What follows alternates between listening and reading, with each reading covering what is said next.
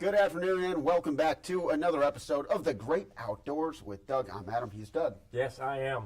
Good to see you, buddy. Good to see you as well. How's the new year treating you? It's doing really good. It feels like New Year's was a long time ago, Yeah. but when you look at the calendar, halfway through January. I cannot believe it. Yeah. I mean, for some people, where we live, legitimately, you can find people that will say, wow, we're already halfway through winter. We're like halfway through January. We're starting to lose. The sun is not setting till like after 5 o'clock. We're starting to lose our grip on winter. The people that love to ice fish and snowmobile, the snowmobilers are going, could we get a little more snow? So are the cross-country skiers. Right. You, yeah. I haven't gotten to go once.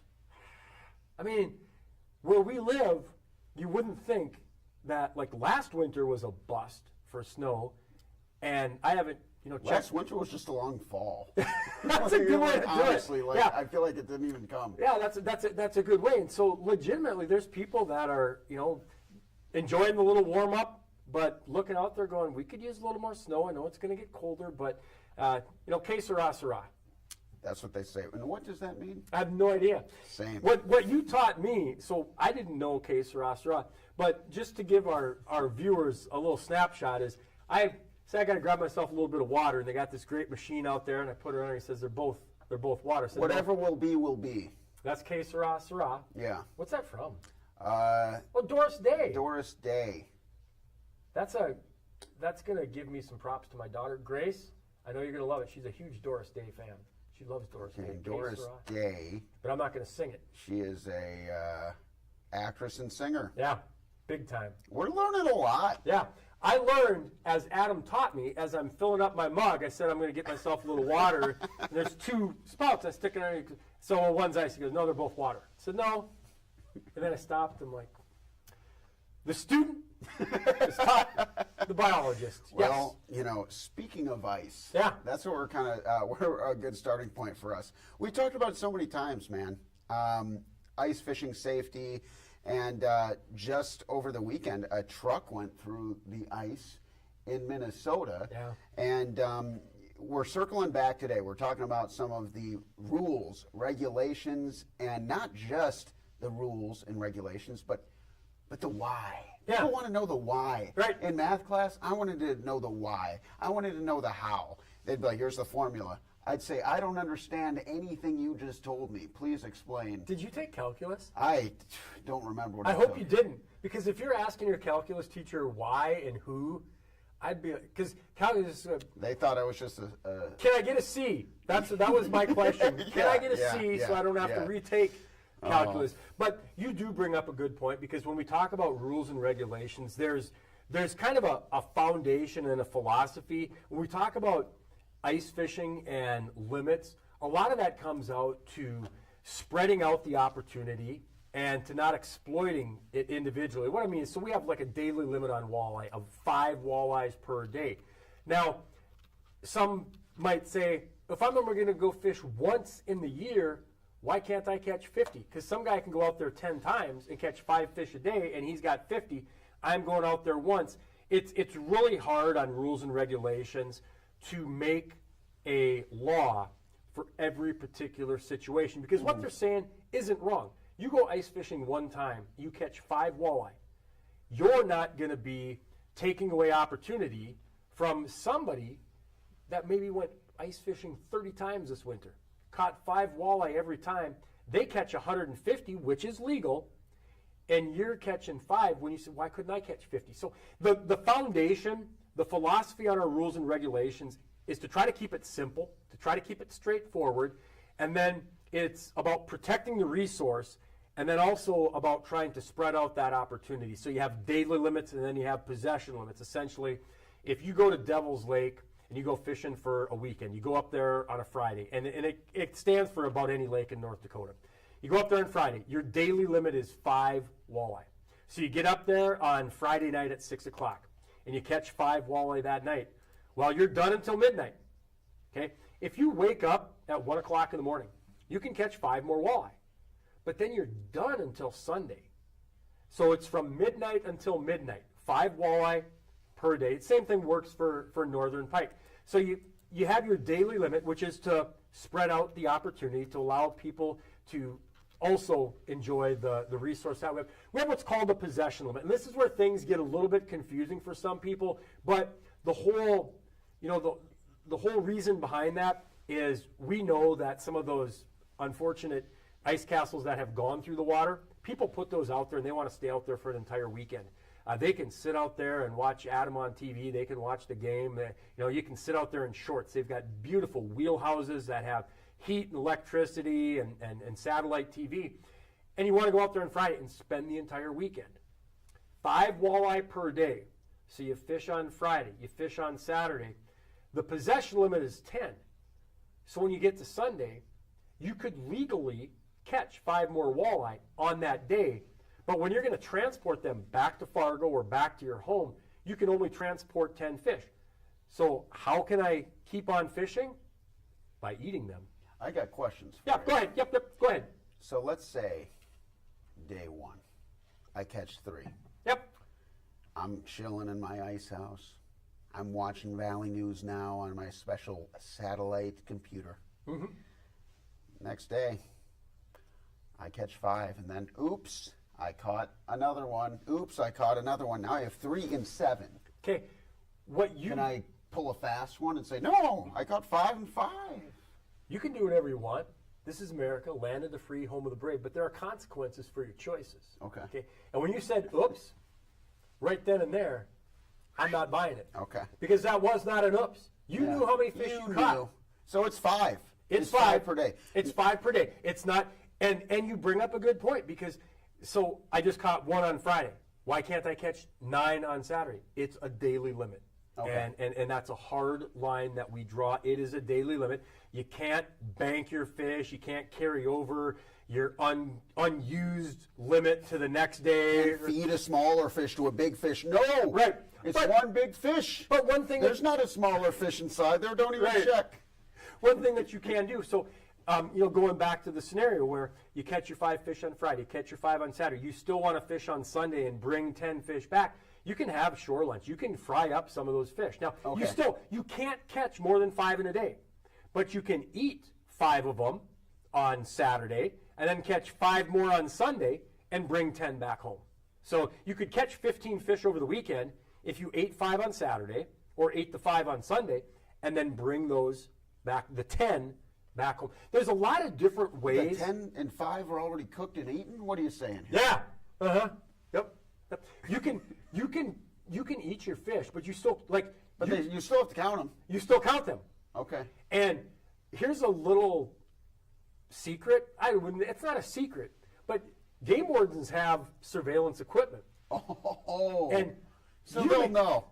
They'll know, hey. You may be sitting there going, I just ate 5 fish. I'm going to catch 5 more. The game warden's over there in his secret lounge. Do you see this guy just ate 5 Yeah, fish? he needs to go jogging. Yeah. He needs to take a break. Work it off a little bit. He doesn't need to keep on fishing because he hit his limit. 5 daily. Whether you catch those 5 at 1 o'clock in the morning or catch them at 11 o'clock at night, it's a 24-hour window, 5 daily, and then the 10 the possession. One other situation on that is we don't have what's called like a freezer limit. Some states, Minnesota, may have a freezer limit where you can only have X amount of fish in your freezer. Okay. In North Dakota, we encourage people to eat fish fresh. They taste the best that way. We don't want people storing them in there. They're at the bottom of the freezer. They're next to last year's deer sausage and grandma's leftover casserole that she sent back last Thanksgiving. And then you go down there and go, oh man, there's still a bunch of fish down there. It's all freezer burned and gross. We do allow you to keep as many fish as you want in your freezer. We don't encourage it, but if you're going fishing in Devil's Lake every weekend, you could bring back 10 fish every single weekend, store them in your freezer, and you're not going to hit like a 100 fish cap or a 50 fish cap in North Dakota. Okay, so now next question I have for you. You said 5 pike, 5 walleye, but it's 5 fish. Nope. You can have, so there's different limits on different species. So you could, wow. You can catch 5 right. That's a good point. I appreciate you bringing up because it isn't just 5 fish total.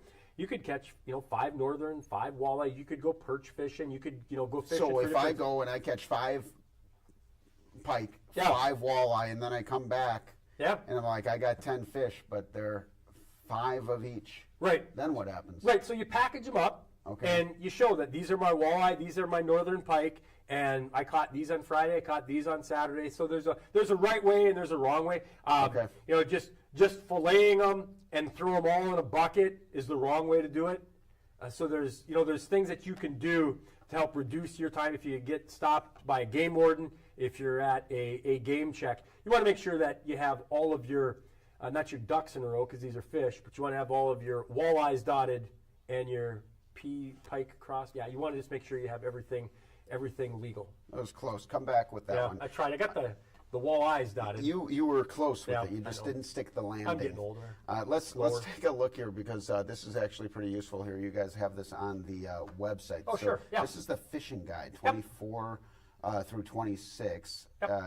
Table of contents, and well, would you look right here? This is all on the gf.nd.gov/fishing/regulations-guide. All right. Just Google North Dakota Game and Fish. Yeah, it's easy. Guide. But then you can, boom, I'm going to open this up in a new tab here. Yeah. And then, boom, I got all the rules and regulations. the Go back the other way a second. Okay. So that's where you've got your different species and your limits. So you've got your daily limit of 5 walleye. The sauger, that's a combination, and your possession limits. You go down, so you could catch 5 walleye, you could catch, 20 perch, 20 bass, 10 bluegill, 10 crappie. You could catch all those different species, and again, we're not going to do math today, but you could catch a lot of fish in the day. No kidding. You could catch 50 frogs. Well, What would maybe you not do so with much in that? the winter, but How mad would your wife be if you came back with 50 salamanders? Bad news. I don't need to find out. I didn't catch any fish. I don't know. But I if got 50 salamanders. I don't know if there's going to be a difference if I come home with 25 salamanders or 50. I don't think there's going to be a real big difference. What about either one way. salamander? Maybe. One, the kids, I brought this home for Grace, but no, that's not going to work real well. I could try, though. I think you probably... Ziggy, your pup and a salamander? He'd probably try to eat it. He likes rabbits. He does. And he loves his toy squirrel. Okay. But, yeah, I don't know about that. Okay. One other quick thing on fishing regulations. Yeah, have at it. Some of the basics is that if you're age 16 and older, you need to have a fishing license. And where that can come into problems is when maybe a parent doesn't fish that much and they go along and they're helping 7-year-old, 8-year-old fish. And there's really no such thing as helping. If you're dropping the lure in the water and you're reeling the lure up, you're fishing. Come on. Sometimes I was just helping. Well, at what point does helping turn into fishing? The fishing license is under $20. You're better off just buying the license than facing the consequences of getting a citation for fishing without a license. So 16 and older need to have a fishing license. Under the age of 16, you don't have to have a fishing license. And then all those other rules and regulations like the limits. Each person gets a limit. It's not like if you've got an 8-year-old that their limit is part of your limit. Every angler gets their own limit of fish. So just to recap one more time, you can, if you're going out for the weekend doing ice fishing, how many can you bring back? And I know you can eat some while you're out there. Just one more refresher here before we move on. So if you find that page that has the limits on there, and the example that we're using is walleye, 5 daily and 10 in possession. And it switches, like northern pike is the same thing, 5 daily, 10 in possession. And then you go down through the different species. Yellow perch is 20. Bluegill, crappie is 10. Those are your daily limits. And then, for those species we just mentioned, the possession limit is twice the daily limit. The possession limit is what you can have with you when you're on any single trip. So if you're heading out to Dickinson and coming back to Fargo, even if you're out in Dickinson for 2 months, you can only transport back 10 walleye. Okay. Bring those back to Fargo, or vice versa. Your possession limit is the amount of fish that you can have on you while you're traveling and not at your primary residence. And across the board, that's just twice the daily limit. Well, again, if you go through there, a lot of it is, but you see, like on Channel Catfish, there's some places where it's the same. So for a lot of it is twice. But again, check your rules and regulations. And that's all on the website here. Yep. Okay, very good. I do want to talk a little bit about the ice safety. Has that been an issue so far on this side of the border? I know we just talked lightly about the situation in Minnesota, but have there been any incidents in North Dakota where people we've had a few, and the unfortunate reality is there could be something happening right now. Yeah. And we enjoy these warmer temperatures these next couple days. What it did help, so we had some extreme cold temperatures, which helped firm things up. And then when you get the warmer temperatures, it feels almost, you go outside today, it's like, wow, this is beautiful. I don't even need a jacket on. And it's like, so it makes it feel so much better. So you want to get outside and you want to get out ice fishing. So it really helps the participation, and it helps the ice conditions to go from 20 below like we had. The problem that we do have, and it's no different than what you've heard in Minnesota, South Dakota, is when you have temperatures that are extremely cold, then they get extremely warm. We can go back out to our ice machine and show how warm then cold creates poor ice conditions. Yeah. So you go from freeze to thaw, back to freeze, and basically on the lake, ice is floating.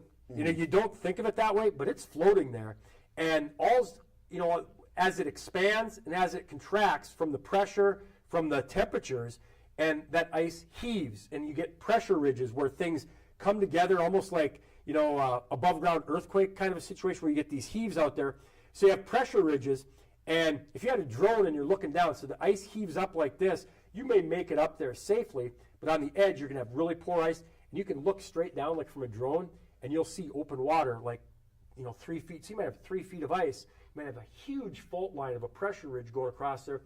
It can be extremely dangerous, especially even more at night because you can't see it, and you're driving along at 9 o'clock at night. We had a situation like that happen, and the pressure ridges can form, rapidly. So you can have a situation where yesterday ice looked fine. Today there's a pressure ridge. So you bring up a good reminder. It's going to get cold again this weekend, which is good for the overall ice conditions.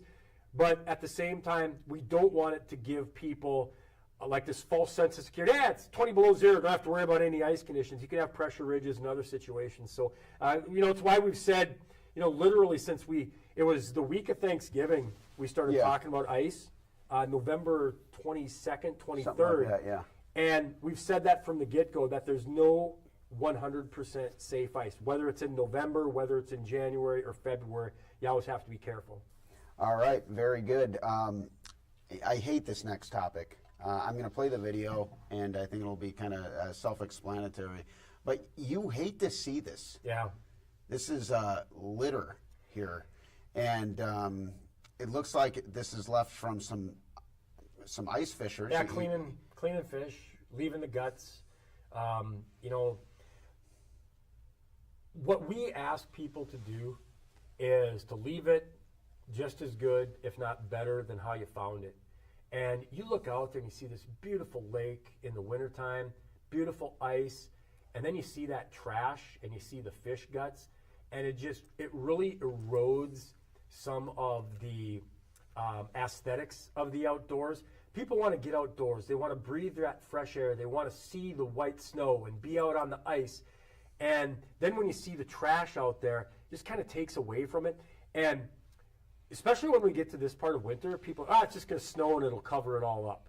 Well, that's just irresponsible. It's illegal. I mean, it's illegal to deposit fish parts, to clean your fish and leave it on the ice. It's just like littering, to leave any kind of food out there, or any fast food containers, bags, any kind of cans, any litter out there. It's illegal. We're asking people to please not do that. We're not asking for vigilantes. If you see somebody do that, we're not saying, go, accost them. No, but take a snapshot. Picturing Batman. Well, I mean, some people, it makes people angry because what's that guy doing? No, it does, and it should. It riles me up a little bit. But there's a lot of bad people out there, and you don't want to be putting yourself in harm's way by confronting somebody that's been leaving litter out there, because you have no idea what else is going on. There's some other illegal activity that can take place outdoors. So if you can, take a snapshot of the people, take a snapshot of the license plate. If you go on our Game and Fish Department website, you can find a game warden. Like if you're fishing by Dickinson and you're trying to find a game warden, you can go on the Game and Fish Department website with our location, and you can actually find the game warden for that area. You can report them. Yeah, and you can report them, and that's what that's the responsible thing to do, because quite frankly, when you see that litter, that's probably not the first time they've done it. Right. And until they're confronted with it by law enforcement, they might continue to do that. So we ask people to, number one, yourself, don't let it be you. And then number two, if you see something, say something. And it looks like this guy's taking the responsible route. Yeah, get out there. Pack in, pack out. Yep, That's tread lightly. always what we say, camping. Yeah, it is. And it's the same thing, camping, hiking, fishing. Same thing, cross-country skiing. You're cross-country skiing and some guy, throws a Gatorade bottle off to the side after he's taking a break. It's like, come on, we're better than that, Yeah. Jeez. Is this been a pretty big issue? It kind of goes in streaks, and when it warms up, people are going to get out there, and when they can sit outside in the sunlight and sit on a cooler, unfortunately, sometimes we see bigger problems with that. But it's just a reminder that our game wardens are aware of it. They're doing the best job that they can, and the responsible men and women out there, if you see something, please take down the information and please report it to any local law enforcement or specifically your local game warden. All right, very good. Now, we've been talking about the North Dakota legislative session. It's been open. Things are moving and shaking. Now, we talked about keeping an eye on important legislation, right. Things that could be maybe we should keep an eye on. Yeah. And so I'm going to go ahead and pull the website back up for the good people at home. And why don't you take it away, Doug? So we from Game and Fish have a great group of people that are monitoring the legislative session, because there's hundreds, maybe at the end of the session there'll be thousands of bills that'll be introduced. So it's really hard for hunters and anglers and people interested in conservation. They've got jobs, they've got families, to try to keep track of all this. So from the Game and Fish Farm, what we do is track legislation, and if it has an impact to hunting, fishing, conservation, and North Dakota outdoors, we put that on our website, and it's accessible right from the homepage. You can find the full list of bills, and then we put a little summary on there. And some of it is purely administrative, like our budget. Some of it is maybe changing verbiage and definitions, but there's also some more significant bills that can change. There's a bill in the legislature that would allow hunters age 75 or older to use a crossbow during the bow season. There's some bills in the legislature now that deal with baiting and chronic wasting disease. Our job from Game and Fish is to try to explain what the bill is, so we put a little summary on there. Your job as a hunter and as an angler is to read up on it, and if you feel strongly about something, the bill where any individual over the age of 75 may use a crossbow during the bow season. If you feel strongly like, hey, they should be able to do that, then you need to contact your legislator and explain to them. Or if you say, you know what, boy, they can use a crossbow right now with their regular tag during the regular season, so they can use a crossbow. If we do that, are we going to increase the harvest? Are we going to have higher success rate? So you can ask yourself some questions. You can talk with your legislators. You can read up on it. And our purpose in our conversation today is to just really try to engage the hunters and anglers, because you're the ones that elect the legislators, and then they're the ones that vote yes or no. And if you feel strongly enough about something, then you need to make that choice yourself. Do I want to talk to my state senator? Do I want to talk to my state representative? You can call me. You can call Game and Fish and ask because sometimes reading through bills can get a little bit confusing, because you have the legal language that has to be used in the Century Code. And again, all that, what we try to do is to make it as user-friendly as we can to track the legislation, and then to find out, as you can see, there's going to be a bill heard tomorrow morning, Senate Bill 2137 at 10:20 a.m.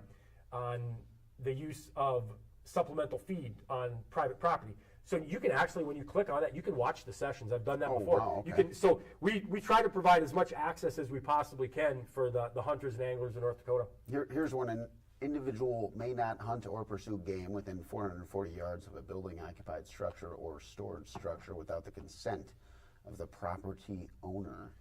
So yeah, that's interesting. Right. I would support that personally. And when it says active, that means that it's being discussed now? It's currently active. It's on the so table. it hasn't been voted on. Okay. It hasn't been passed, Okay. or it hasn't been So defeated. like this And- one over here, 93 to yeah. 0. Yep. So that passed the House. Okay. That passed the House 93 to 0, and then after crossover, it'll move over to the Senate, and if it passes the Senate and is signed by the governor, then that will go to line. And like I said, some of these. So this one's got to go through the Senate next. Yep. I see. Okay. Yeah, this is pretty user friendly, man. This is pretty good. Yeah, and that's again, if you are interested in the hunting and fishing legislation, I'd urge you to check out the Game and Fish Department website. And also realize that it changes, quite frequently. So bills can be introduced, bills can be heard in committee, bills can be amended. We track it as best that we can, and a bill may look one version on Wednesday, and on Thursday there may be a couple of words that change the bill. So it's no different than any of the other legislation in the state of North Dakota, but there's a strong passion for the heritage of hunting and fishing in North Dakota, so we try to do our part to help get that information to the citizens of North Dakota. Very good. Very good. Yeah, definitely. You guys are doing a lot of people a favor just by having that so easy to. Well, you're doing us a favor in access getting and the word out understand. there, and it's on the front of the Game and Fish Department website. So, and we'll bring up some of those bills as we move through the session as well, just some of the more active ones. Yeah, absolutely. It'll be interesting too to kind of track any if they're really close. Yeah, right. That's just always kind of interesting to see. Yeah, I mean, we've seen situations. I was just visiting with a friend the other day, where there was a bill that passed the House in a strike, is like 90 to 3, and then it went to the Senate and it was defeated. So just because it passes the House doesn't mean it's going to pass the Senate. So you have to stay. Just because something passes doesn't mean okay, it's done, it's over with. You have to stay, very, very connected with it.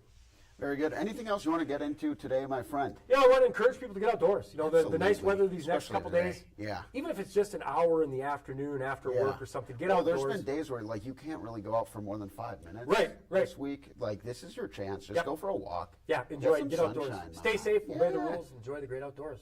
We got to get the t-shirts printed. Thanks, buddy. Always take good. care. And thank you all for tuning in for another episode of The Great Outdoors with Doug. I'm Adam.